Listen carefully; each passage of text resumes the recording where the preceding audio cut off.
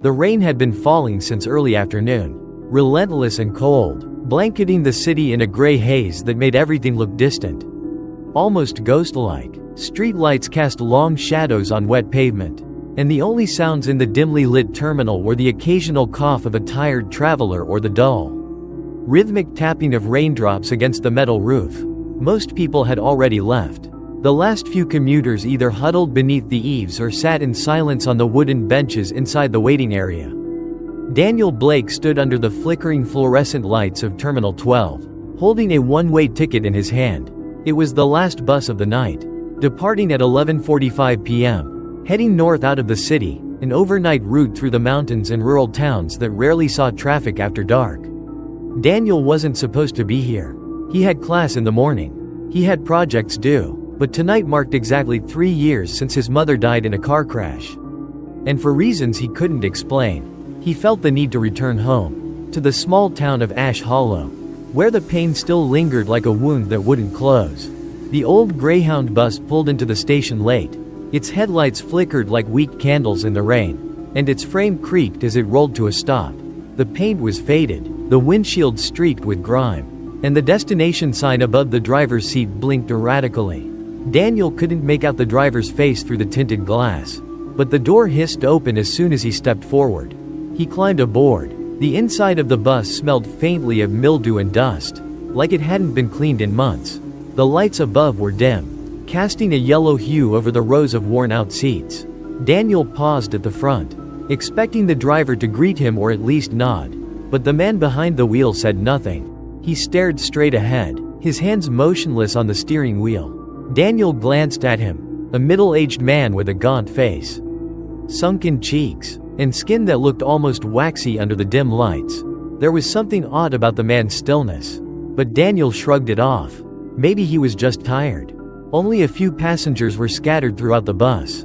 At the very back sat an elderly woman, hunched beneath a thick wool shawl. Her hands were clasped tightly around a leather handbag, and her eyes never moved from the floor. Halfway down the aisle was a man in a weathered gray suit. He looked like a traveling salesman from another era, thin tie, slicked back hair, and shoes so polished they seemed out of place on this aging vehicle. And in the third row from the front sat a young woman, her face obscured by a curtain of jet black hair that fell across her shoulders like a veil. She stared straight ahead, unmoving, her hands resting on her lap, pale and delicate in the low light. Daniel took a seat a few rows behind her. He tried not to look too closely, but something about her posture seemed off. Still, he told himself not to be paranoid. It was late, it was raining, and he hadn't slept much in the past few days.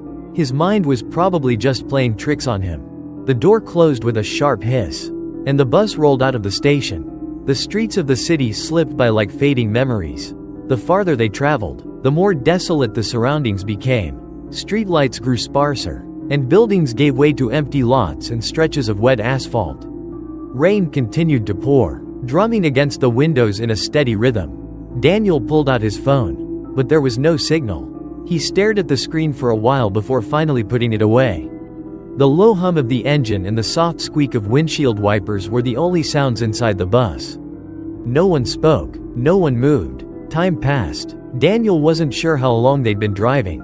He glanced out the window and saw nothing but trees on either side of the road, dense forest, pitch black except for the occasional flash of lightning in the distance.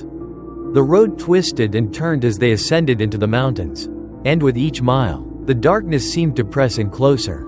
That's when the bus slowed. They had reached a narrow stretch of road with no signs, no lights, and no markings. There was no other traffic, not even the distant glow of taillights or headlights behind them. The only illumination came from the bus's weak headlights cutting through the fog. And then, it stopped. No explanation, no announcement, just the sound of the brakes hissing and the engine idling in the middle of nowhere. Daniel looked around, confused. The passengers remained still, unbothered. No one asked why they had stopped. No one looked out the window. The driver said nothing. After a moment, the door opened, and someone climbed aboard. Daniel couldn't see clearly at first. The man was tall, soaking wet, his clothes clinging to his frame like they'd been glued to his skin. Water pooled around his shoes as he stepped onto the bus, but he made no sound, no squish. No drip, no shuffle of movement. He walked down the aisle slowly and sat down in the seat directly across from Daniel. That's when Daniel noticed something that made his blood run cold. The man had no reflection in the window. Daniel blinked, rubbed his eyes, and looked again. Still nothing. He turned to face the man, but the stranger was staring out the opposite window.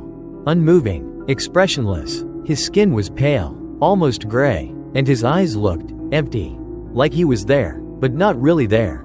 Daniel's heart began to pound. He turned to the front of the bus, hoping to catch the driver's attention, but the man at the wheel hadn't moved at all. He sat as rigid as ever, his gaze locked on the dark road ahead. The bus resumed its journey without a word. Daniel tried to breathe deeply, to calm the rising panic in his chest. Maybe it was his imagination. Maybe the man was just strange, or sick, but then, 20 minutes later, the bus stopped again. Another figure boarded. This time it was a young woman in a white dress, soaked from head to toe, her hair plastered to her face. She shivered as she walked down the aisle, her feet bare, leaving no trace of water behind her. She sat in the seat 2 rows ahead of Daniel. He stared in disbelief. There was no light outside, no signs of civilization. Where were these people coming from? He turned again to the other passengers. The elderly woman was gone. So was the man in the gray suit. Daniel felt a chill spread across his spine. He stood up and walked cautiously to the back of the bus. The seats were empty. No personal belongings, no trace. It was as if they had never been there at all. When he returned to his seat, he noticed something else. The young woman with the black hair, the one who had been sitting silently near the front, was now facing him. Her face was still obscured by her hair, but he could see her eyes peeking through the strands, dark, hollow, unblinking. She smiled. It was not a kind smile. It was slow, deliberate, and completely devoid of warmth. Daniel sat frozen in place, his throat dry. Something was terribly wrong, and the bus kept moving deeper into the night. Daniel couldn't tear his gaze away from the girl. She didn't move, she didn't speak, she simply stared, through her curtain of hair, through the dim light, through him, and yet, it felt like she was watching his soul unravel. He turned his face away, heart pounding in his ears. The air on the bus had turned cold, unnaturally so. It felt as if the temperature had dropped 10 degrees in minutes. He pulled his jacket tighter around him and looked around once more, hoping to find reassurance in the normalcy of something, anything, but there was none. The young woman in white still sat 2 rows ahead, unmoving, hands folded neatly in her lap, eyes gazing forward like a doll placed on display. The man with no reflection was still beside him, expressionless, quiet, the scent of damp earth and mildew clinging faintly to his clothes. Daniel felt trapped in a dream, no, a nightmare, where nothing made sense and no logic applied. He leaned slightly into the aisle to look toward the front of the bus. The driver hadn't moved, not once since they left the terminal. Not when people boarded, not when others vanished, not even when the bus stopped in the middle of nowhere. And then Daniel noticed something he hadn't before. There was no rearview mirror. Not a single one, not overhead, not on the side panels. Nothing. The driver had no way of seeing what was happening behind him. Or maybe he didn't need to. Daniel swallowed hard. He stood up slowly, gripping the top of his seat for balance. His legs were shaky. He didn't know what he planned to do. Walk to the front? Demand answers? Get off at the next stop? Whatever it was? But just as he took a step into the aisle, the girl in the black hair tilted her head, slightly, deliberately, and whispered, "You don't belong here." Her voice was soft, softer than the sound of the rain, but it struck Daniel like a gunshot. He froze. Her head tilted further, and now he could see more of her face. Her skin was pale, her cheekbones sharp, and her mouth was twisted into something between a smile and a grimace. "You shouldn't be here," she said again. Daniel's heart thundered in his chest. He stumbled backward into his seat, too afraid to look at her again. The whisper had chilled his spine like ice water. He looked around, hoping someone else heard it, hoping someone would react, but no one did. The woman in white was still. The man beside him hadn't moved. The driver, still a statue. Daniel clenched his fists, digging his nails into his palms. Maybe this was a hallucination. Maybe he'd fallen asleep on the bus. And this was some fever dream brought on by exhaustion and grief. But when he pinched himself, the pain was real. Too real. Another flash of lightning lit the forest outside. And in that split second of brightness, Daniel saw something through the window. Dozens of figures standing motionless among the trees. Pale, distant, and silent, and every one of them was facing the bus. He leapt to his feet. No one reacted. "I want to get off," Daniel shouted, his voice cracking. The driver didn't flinch. "I said I want to get off." No response. He ran down the aisle toward the front, brushing past the girl in black hair, whose head slowly turned to follow him. He didn't look at her. He didn't dare. At the front of the bus, he stood right next to the driver's seat and waved his hands. "Sir, please, stop the bus. Let me out." The man didn't move, didn't blink, didn't breathe. Daniel looked closer, and what he saw almost made him scream. The driver's eyes were wide open, but they were glassy, lifeless, sunken into sockets that looked too hollow. His skin wasn't waxy, it was dry, brittle, cracked at the edges like old paper. He wasn't breathing. Daniel stepped back. He wasn't a driver. He was a corpse. Then the bus veered suddenly, jolting Daniel off his feet. He fell sideways into the stairwell beside the exit door. The vehicle swerved along a sharp curve in the road, groaning as it tilted and then righted itself. When Daniel scrambled back to his feet, the corpse driver was still seated, still unmoving, still staring. And then the bus began to slow. The headlights flickered, then dimmed to a soft orange glow as the vehicle rolled to a stop. Outside was total darkness. No lights, no signs, just trees. Daniel took a step back toward the aisle, unsure of what would happen next. The door hissed open, and someone stepped aboard. It was another man, middle-aged, soaked through, his face shadowed by a wide-brimmed hat. He moved stiffly, like he hadn't walked in years, and every step he took echoed strangely within the bus. He passed Daniel without a glance and sat in the seat once occupied by the girl with the black hair. Daniel turned, startled, but she was gone. No trace, as if she'd never existed. He scanned the rest of the bus. The girl in white, still there. The man with no reflection, still motionless. Daniel began to shake. He backed toward the center of the aisle, away from everyone. No one seemed to notice. No one cared. The door hissed shut. The bus pulled away from the unseen stop, deeper into the woods, deeper into the mountains, deeper into the darkness. The silence on the bus was no longer merely uncomfortable, it was oppressive. It sat heavy on Daniel's chest, made the air feel thick and hard to breathe. He gripped the top of a seat, steadying himself as the vehicle continued along the winding road, each twist and turn bringing him deeper into an unknowable darkness. He couldn't think clearly anymore. Time had lost meaning. There were no signs, no cities, no other cars on the road. The windows were fogged with moisture. But even when he wiped one clean with his sleeve, the view outside revealed nothing but endless trees. Not a single house, not a single light. The forest went on forever. Daniel tried again to speak to the passengers. He walked down the aisle slowly, whispering, "Hey, excuse me, do you know where we're going? What's happening?" But they all ignored him. The man with no reflection remained seated, head bowed as if in mourning. The girl in white had not moved a muscle since she boarded. And the newcomer, the man with the wide-brimmed hat who had replaced the girl with black hair, sat with his hands on his knees, his eyes closed as though in prayer.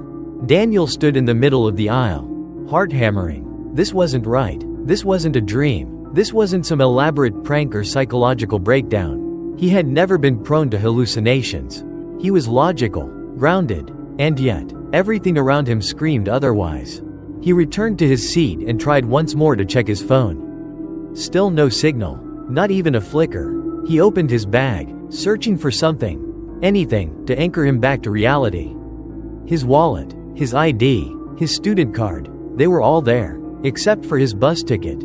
It was gone. Daniel frowned. He clearly remembered holding it when he boarded. He'd tucked it into the front pouch of his backpack. Now, the pouch was empty. He turned his bag upside down and shook it. Nothing. And that's when he noticed something even more disturbing. His clothes were damp. Not from sweat, not from rain, but cold, as though he had been submerged in water at some point without knowing it. His hands trembled. He pulled up his sleeve and gasped. There were faint bruises on his wrists, like marks from restraints. What the hell is happening to me? His mind raced. He tried to piece together everything: the driver who hadn't moved, the passengers who appeared and disappeared, the ghostly figures in the woods, the cold, the darkness, the whispered warning from the girl with the black hair. You shouldn't be here. Daniel gritted his teeth. No, he wouldn't lose himself to fear. He needed answers. He rose again and made his way to the front of the bus. This time, he didn't speak. He didn't plead. He simply reached out and grabbed the steering wheel. The driver didn't react. Daniel touched the man's arm. It was stiff, cold. He turned the driver's face toward him, and the head lolled to the side like a broken mannequin. The eyes were open, but the sockets behind them were empty. The mouth had been sewn shut with thread so thin, it looked like spider silk. Daniel recoiled in horror. The driver wasn't just dead. He had been dead for a long time. Suddenly, the engine let out a violent groan. The headlights blinked and the whole bus shuddered as if protesting his interference. Daniel stumbled back as the door flung open with a metallic snap. And outside, there was a town. Not a forest, not a graveyard. A small, rundown town with flickering neon lights and an empty gas station. A single diner sat across the street. Its "open" sign barely lit. A payphone booth leaned to one side, half swallowed by overgrown weeds. Everything looked abandoned, forgotten by time. The bus rolled to a stop. And without thinking, Daniel stepped off. The cold hit him like a slap. The air was damp, heavy with the scent of rust and wet concrete. The sound of the bus's engine faded behind him. He turned. The bus was gone. Just like that. No screech of tires. No puff of exhaust. Vanished. Daniel stood on cracked asphalt. The rain now only a faint drizzle. He looked around, trying to figure out where he was. No signs. No street names. No other people. Just that eerie, quiet town. He approached the diner. Inside, the lights buzzed faintly. The tables were set, but covered in dust. Coffee cups sat half-filled, spoons resting beside them, as if the customers had just stepped out for a moment, but that moment had passed years ago. Daniel walked in. A bell above the door rang, but no one came. He moved behind the counter, searching for a phone. There was a rotary dial mounted to the wall. He picked up the receiver. Deadline. He slammed it down and turned toward the window.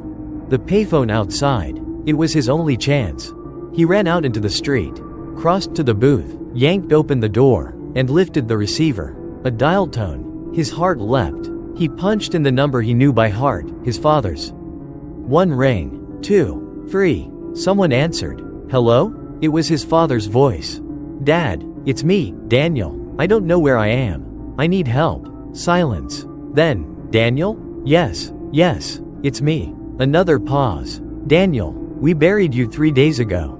The words were spoken with such grief, such certainty, that Daniel felt the world spin around him. No, he whispered. No, that's not. I saw your body. His father said. The police found you in a ditch near the highway.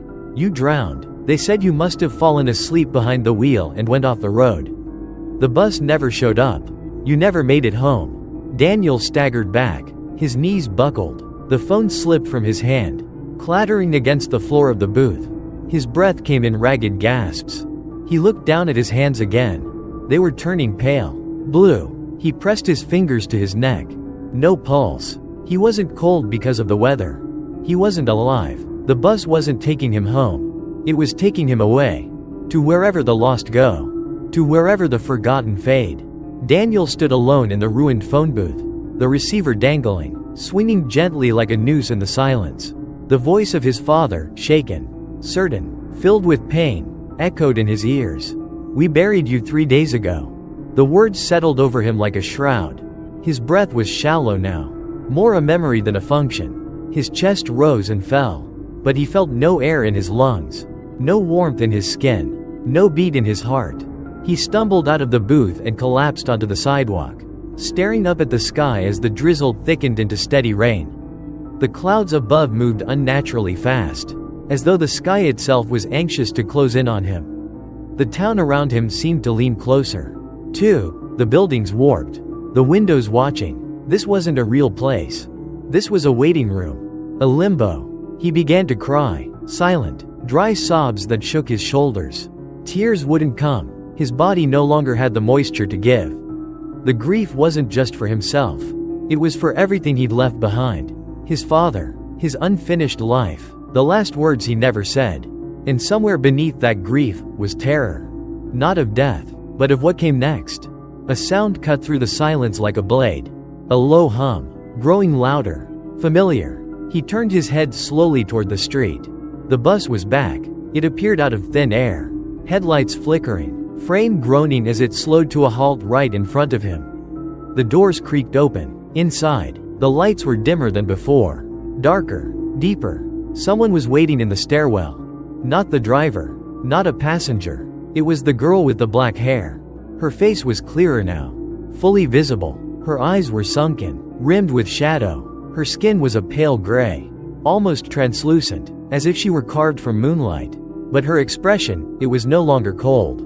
It was sad. "You weren't supposed to get off," she said softly. Daniel pulled himself up to a seated position, trembling. "What is this place?" he whispered. "What is this bus?" She stepped down onto the wet pavement, her bare feet making no sound. "It's a path," she said, "for the lost, for those who never got to say goodbye, for those who still believe they can go back." Daniel shook his head. "But I don't belong there. I didn't know. I didn't mean to die. No one ever means to," she said. "Why am I here, then? Why the bus? Why the people?" She glanced at the diner behind him, then back to his eyes. "Because you weren't ready. You held on. You fought. Your soul didn't understand it was over. So it called for a ride." Daniel's mind reeled. "The others?" he asked. "The man with no reflection? The woman in white? Just like you. Passengers. Some stay longer. Some vanish quickly. It depends on what they're carrying." She looked at him, then said gently, "You're carrying too much." Daniel stood slowly, knees aching. "Then what do I do?" "You ride," she said. "You stay on the bus until it lets you off. When you're ready, when you've accepted." He stared at the bus. The windows were darker now. Shapes moved inside, shadows of people he recognized and didn't recognize. The man in the suit. The elderly woman. Others. Too. Dozens. Maybe hundreds. "And if I don't get back on?" he asked. Her eyes clouded. "Then you stay here. Alone. This place, it doesn't move. It never ends. People get lost here. They forget who they were. Eventually, they fade." He looked around again. The buildings had shifted, barely perceptible, but enough to make his stomach twist. The sky was darker than it should have been. There was no wind, no bugs, no birds, no sound, save for the engine's growl behind him. It wasn't a town. It was a trap. He turned to her. "Will you be on the bus?" She nodded. "I'm afraid," he said. "You're supposed to be," she whispered. And then she turned and stepped onto the bus. Daniel hesitated only a moment longer before following. He gripped the handrail and climbed the steps. The air inside was thicker than before, like stepping into deep water. The driver's seat was still occupied by the corpse-like figure, its sewn-shut mouth unmoved. But Daniel didn't look too long. He walked down the aisle, past the passengers. Some faces he recognized, others he didn't. Some were crying silently. Some stared out the windows. Some seemed barely human anymore. He reached the seat where he had first sat. It was empty. He sat down, and the bus began to move. Outside the window, the town receded into shadow.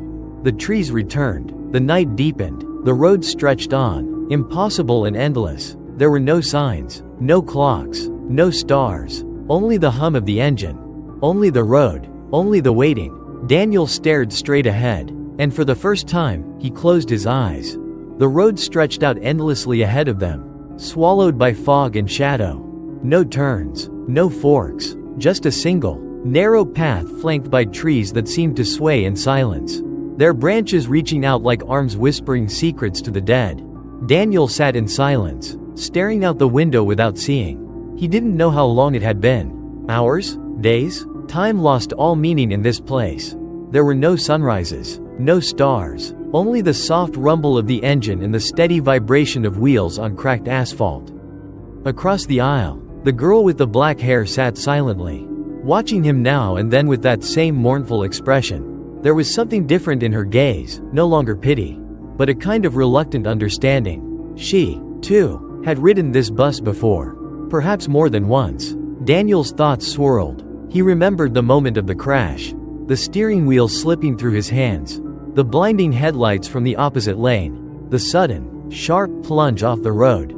The world turning sideways. Water. Cold. Darkness. Then, nothing. And yet, something had stayed. A fragment of his soul, stubborn and grieving, had refused to move on. It had clung to the idea of going home, of attending his mother's memorial, of saying goodbye. The bus was never meant to take him home. It was taking him through the fog, through regret, through everything he wasn't ready to let go of. He turned to the girl and asked, "Is there a final stop?" She nodded. "Eventually. But not everyone gets off." "Why not?" "Some don't accept. Some forget who they are. They just ride forever." Daniel looked down at his hands. They seemed more translucent now. Less real, like memory fading. "I don't want to ride forever," he said. She studied him for a long time. "Then you have to remember." "Remember what?" She leaned forward. "What mattered? What kept you going? The truth. Your truth. Why you held on. What you loved. What you lost." He closed his eyes. He saw his mother's face, warm, kind, the way she looked at him after school. He saw his father, sitting alone at the kitchen table, the coffee steaming in front of him, waiting for a son who would never come home. He saw the laughter of friends, the glow of sunsets, the feeling of wind on his face on a cool autumn day. Life. Messy, painful, beautiful life. He opened his eyes, and the bus was slowing. Ahead, in the distance, a light appeared, soft, golden, unlike the sickly glow of the town before. It shimmered like the warmth of a home on a winter night. The closer the bus got, the clearer it became. A house, white fence, front porch, a woman standing at the doorway.